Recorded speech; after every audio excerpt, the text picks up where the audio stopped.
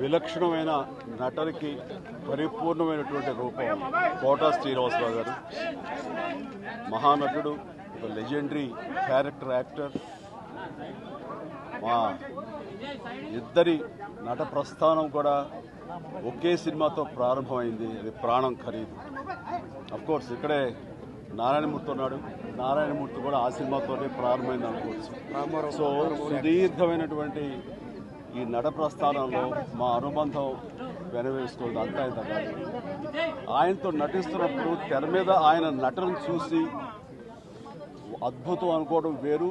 వ్యక్తిగతంగా 1-to-1 కూర్చున్నప్పుడు ఆయన చేసే చమత్కారాలు కానీ, చెప్పే జోకులు కానీ అవి ఆద్యంతో చాలా ఉత్సాహపరుస్తుంది. అయితే షూటింగ్ ఉందంటే కనుక ఇలా కోట శ్రీనివాసరావు గారు ఉన్నారు, ఇవాళ చాలా హుషారుగా బాగుంటుందని ఉత్సాహంతో వెళ్ళేవాళ్ళం. అలాగా ఆయనతోటి ఒక అనుబంధం పెనవేసుకు వెళ్ళింది. ఇంకా ఆయన చేయలేని క్యారెక్టరు, చేయని క్యారెక్టరు, మాట్లాడని యాస, మాండలికాలు లేవనే చెప్పాలి. అంతగా పరిపూర్ణమైనటువంటి నటన. నాటక రంగం నుంచి వచ్చి సినిమా రంగంలో తనకంటూ ప్రత్యేకమైన స్థానం ఏర్పరచినటువంటి గొప్ప నటుడు.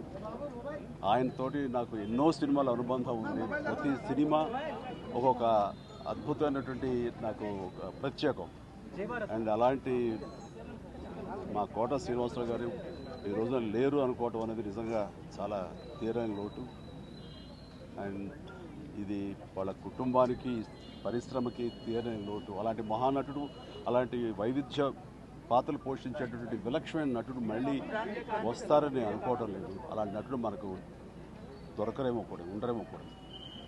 అది ఎవరు పూర్తి చేయటువంటి చాలా భారీ నష్టం ఈ పరిశ్రమకి. వారి ఆత్మనికి శాంతి చేకూరాలని భగవంతుడు ప్రార్థిస్తూ, వారి కుటుంబ సభ్యులకి, ప్రతి ఒక్కరికి నా ప్రగాఢ సానుభూతిని తెలియజేస్తున్నాను.